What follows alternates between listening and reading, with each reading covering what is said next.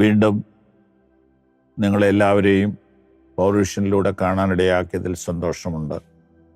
19-ാം സങ്കീർത്തനത്തിൻ്റെ 7-ാമത്തെ വാക്യത്തിലേക്ക് നമുക്ക് പ്രവേശിക്കാം.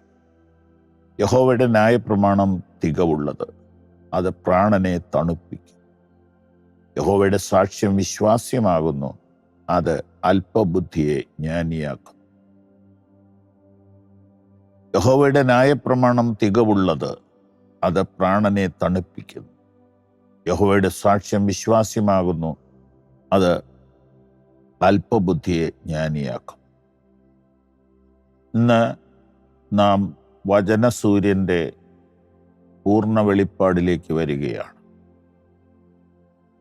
അത് തികവുള്ളതാണ്, അത് തണുപ്പിക്കുന്നതാണ്, അത് വിശ്വാസ്യമാണ്, വിശ്വസിക്കത്തക്കതാണ്, അത് ജ്ഞാനം നൽകുന്നതാണ്. തികവുള്ളത്, തണുപ്പിക്കുന്നത്, വിശ്വാസ്യം, ജ്ഞാനം നൽകുന്നത്. ഇങ്ങനെ 4 പ്രത്യേക ഗുണങ്ങൾ വചനത്തിന് ഉള്ളതായി കാണുന്നു. സൂര്യൻ പലപ്പോഴും ചൂട് തരുന്നതാണ് എന്നാണ് പൊതുവായി നാം മനസ്സിലാക്കിയിരിക്കുന്നത്. എന്നാൽ വചനമാകുന്ന സൂര്യൻ തണുപ്പും നൽകുന്നു. ഞാനൊരു വളരെ സിമ്പിളായ ഉദാഹരണം പറയാം. നിങ്ങൾ നല്ല വെയിലത്ത് നടന്നു പോകുമ്പോൾ നല്ല തഴച്ചു നിൽക്കുന്ന ഒരു മരത്തിൻ്റെ തണല് കണ്ടാൽ സന്തോഷിക്കുമോ? സന്തോഷിക്കും. അവിടെ അല്പസമയം നിൽക്കുമോ? നിൽക്കും.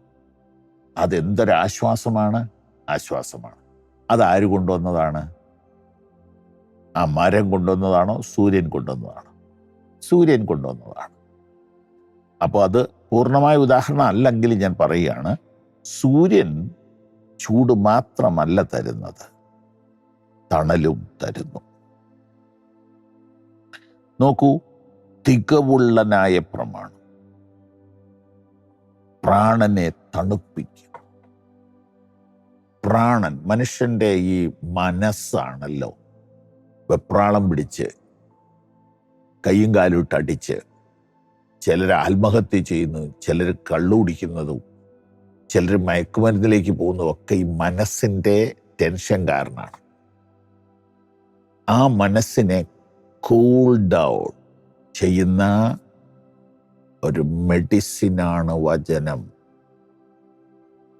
ഇതെങ്ങനെയാണ് കൂൾ ഡൗൺ ചെയ്യുന്നതെന്നല്ലേ? അതിനുള്ള ഏറ്റവും എളുപ്പമുള്ള മാർഗമാണ് ഇപ്പോൾ ഈ നടന്നുകൊണ്ടിരിക്കുന്നത്. ഞാനിത് കർത്താവിൻ്റെ കൃപയിൽ ആശ്രയിച്ച് താഴ്മയോടെ പറയുന്നു. ഞാനിത് 25 കൊല്ലമായിട്ട് ഇങ്ങനെ ചെയ്യുന്നു. മൊത്തം 40 കൊല്ലമായിട്ട് വചനം പഠിപ്പിക്കുന്നു. എന്നാൽ ഇങ്ങനെ കൊച്ചു കൊച്ചു ചിന്തകൾ എങ്ങനെയെങ്കിലും ആളുകളിൽ എത്തിക്കാൻ വേണ്ടി ഞാനൊരു 20 കൊല്ലത്തിലധികമായി വർക്ക് ചെയ്യുകയാണ്. അങ്ങനെ ഇരിക്കുകയാണ് പൗർവിഷൻ്റെ സാധ്യത ഞങ്ങളുടെ വീട്ടിലേക്ക് വന്നത്. ഞാനിത് മൊബൈലിൽ ഉണ്ടായ കാലം തൊട്ട്, വാട്സപ്പ് എന്ന് തുടങ്ങിയോ അന്ന് തൊട്ട് ചെയ്യാൻ തുടങ്ങി വചനം ഇങ്ങനെ അയക്കാൻ. ഇങ്ങനെ ഈ ശബ്ദം ഇങ്ങനെ അയക്കാൻ പറ്റില്ലായിരുന്നല്ലോ. ഈ അടുത്ത കാലത്ത് വന്ന ടെക്നോളജിയല്ലേ. വാട്സപ്പ് എനിക്ക് ഭയങ്കര ഇഷ്ടമാണ്. കാരണം ഞാനിപ്പോൾ കോൾ ചെയ്യുന്നില്ല, മിക്കവാറും മെസ്സേജ് അയക്കുക. നമ്മുടെ ശബ്ദം ഇങ്ങനെ സെൻഡ് ചെയ്യാൻ പറ്റുമോ? പറ്റും.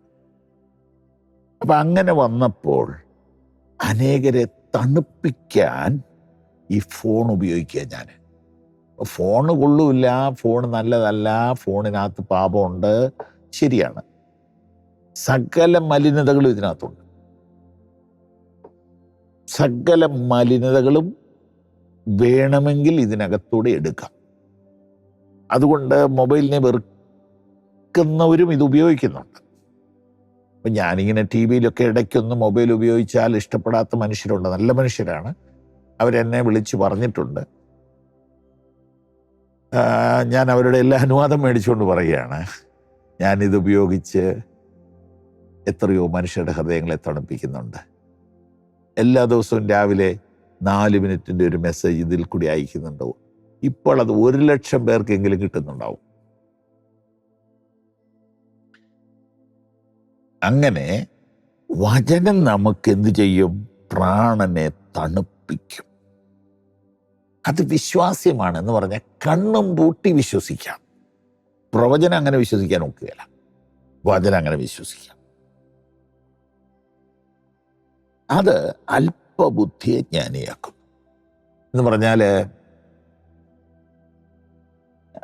ഒരുവിധമൊക്കെ ഉള്ള വിവരങ്ങൾ എഴുതാനും വായിക്കാനും അറിയാം. വലിയ കടന്ന കാര്യങ്ങളൊന്നും അറിയാത്ത മനുഷ്യൻ ഇത് ധ്യാനിക്കാൻ തുടങ്ങിയാൽ അവൻ്റെ ലേണിംഗ് ഡിസബിലിറ്റി മാറും, അവൻ്റെ ലേണിംഗ് കപ്പാസിറ്റി വർദ്ധിക്കും. Hallelujah, hallelujah, hallelujah. യേശുവിൻ്റെ നാമത്തിൽ ഞങ്ങളുടെ പ്രേക്ഷകർക്ക്, ഞങ്ങളുടെ ഏറ്റവും പ്രിയപ്പെട്ട ഞങ്ങളുടെ സഹോദരി സഹോദരന്മാർക്ക് ലേണിംഗ് ഡിസബിലിറ്റി മാറിപ്പോട്ടെ, ലേണിംഗ് കപ്പാസിറ്റി വർദ്ധിക്കട്ടെ യേശുവിൻ നാമത്തിൽ. ആമേൻ.